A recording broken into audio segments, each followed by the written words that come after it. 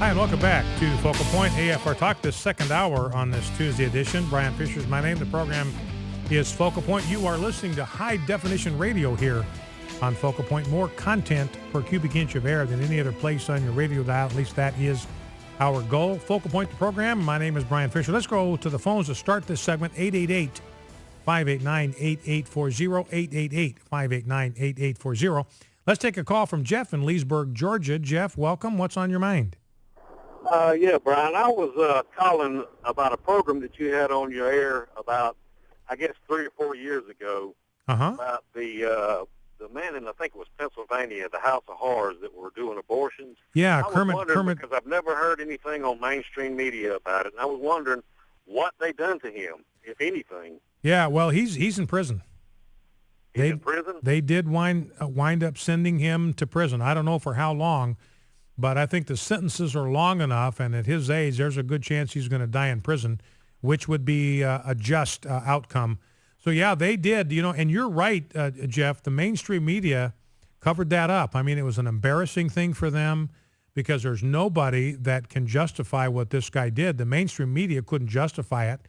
They couldn't defend it, so they just had to ignore it, and that's what they tried to do, just tried to cover it up and pretend it did not exist.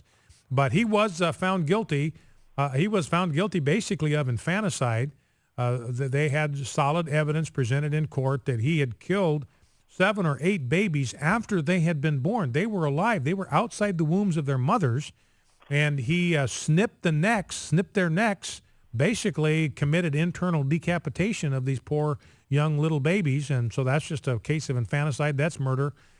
He was also found guilty of at least one negligent homicide of a woman who he injured performing an abortion.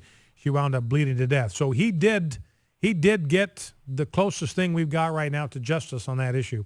All right, Jeff, thank you for the call. I appreciate that. Now, let's turn our attention just for a moment to some sound bites.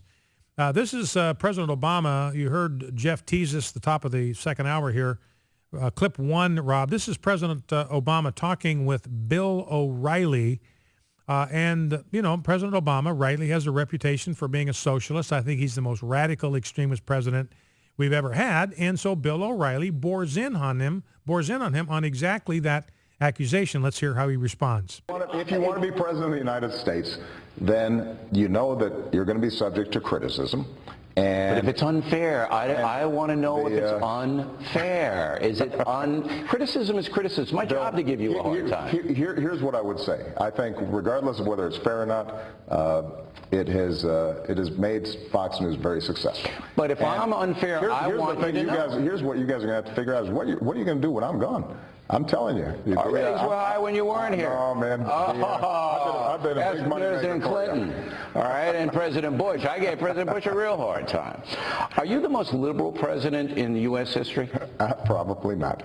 Probably not? Probably not. Who would be? The truth of the matter is that when you look at some of my policies, in a lot of ways, Richard Nixon was more liberal than I was. Started the EPA, started a whole lot of the regulatory state that has helped make our air and water clean. And President Obama, number one, when Bill O'Reilly says if it's unfair, I want to know. Well, he doesn't. Because you remember back in the gay marriage debate, he accused all of us on the right of just being Bible thumpers. Like we didn't have anything to bring to that debate except pounding our Bibles on the desk. And that was just absolutely flatly wrong and untrue and unfair because we brought all kinds of evidence into that debate. Evidence from the CDC, evidence from research done by sociologists at the University of Texas, on and on and on. Information from the Institute for the Journal of Sex Research, all that stuff. And Bill O'Reilly just dismissed all that as he didn't even know it existed, I don't think. So he was uninformed, and that I thought was unfair. We called him out on it, and he just did not want to hear it. So he doesn't really want to know if it's unfair. He just wants to know if it's unfair in his judgment. But anyway,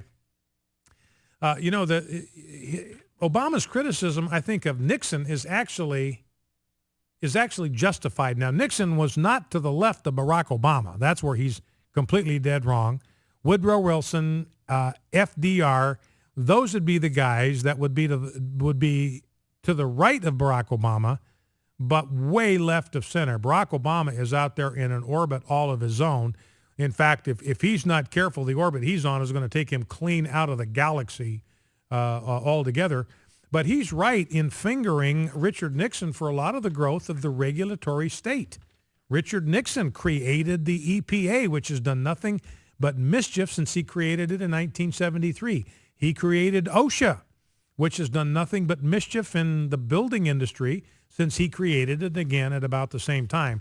So Richard Nixon, long ways from being a conservative. Now here, clip number 2, here's Bill O'Reilly talking to Bill Hemmer of Fox News. And remember, Bill O'Reilly said in his interview with him in the Super Bowl that I think your heart, speaking to Obama, I think your heart is in the right place. Bill Hemmer follows up with that here. What did you mean by that? I don't think he's trying to injure people. You know, the hard right thinks he's a communist and wants to destroy the republic. That's what they think. I don't think he wants to injure people. I just think he's wrong on a lot of things. And I tell him that tonight. I absolutely tell him that. I said, here's the difference between you and me. It's a good sequence tonight. All right.